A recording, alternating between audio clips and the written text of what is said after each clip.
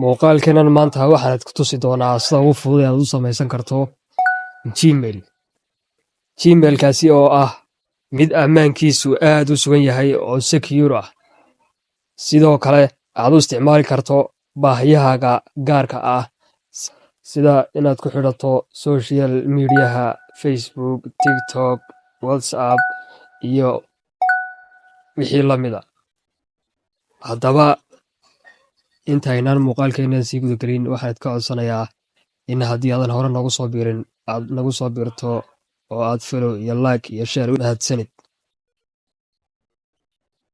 Ugu horreyn waxaad tegi doontaa applicationka Gmail ayaad ku dhufan doontaa. Kadibna waxaad ku dhufan doontaa halkan sawirku ka muuqan doono. Haddii ay Gmail hore kugu jireen saas ayay u soo muuqan doonaan, balse waxaad tegi doontaa halka ugu hooseysa add another account halka ay ku qoran tahay.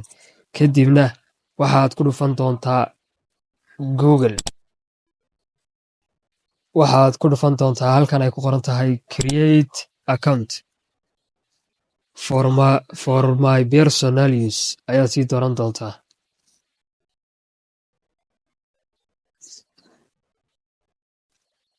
Halkan markaad joogto waxaa la doonaya inaad geliso magacaaga rasmiga ah si uga soo muuqdo Gmail-kaaga.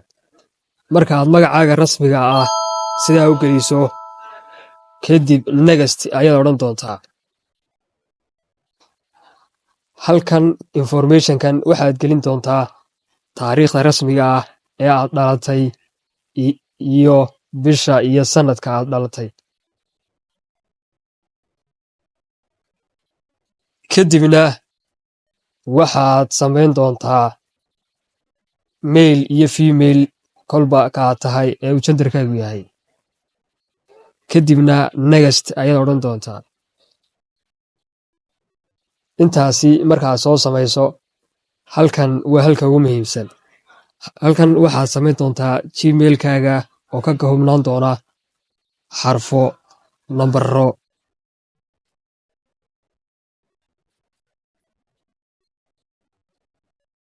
Kadibna waxaad odhan doontaa next markaad tiraahdo waxaad samayn doontaa password adag oo ay ku jiraan xarfo, nambaro iyo calaamado sida xidig, afargees iyo oo kale ama full stop. Waxyaabahaasi ayaa la raaciyaa si uu u noqdo Gmail-kaagu mid strong ah oo aanay cidna jabsan karin.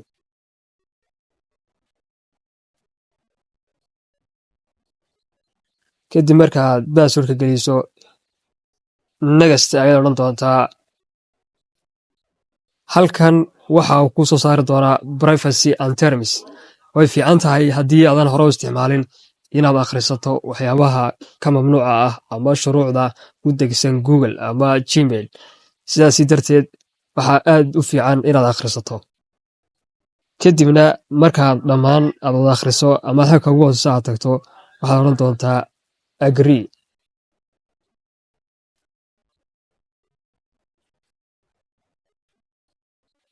Saas waxaa daawadayaal noogu saysan Gmail account-keennii cusub inaga oo ku qabsan karna dhammaan waxyaabaha aynu u baahannahay haddii aynu social media ku xidhanayno iyo haddii aynu si kale u isticmaalanaba. Gmail-keenni saas inagu samaysan aadka u fudud. Fadlan haddii muuqaalkan aad ka heshay fadlan like noo saar mahadsanid.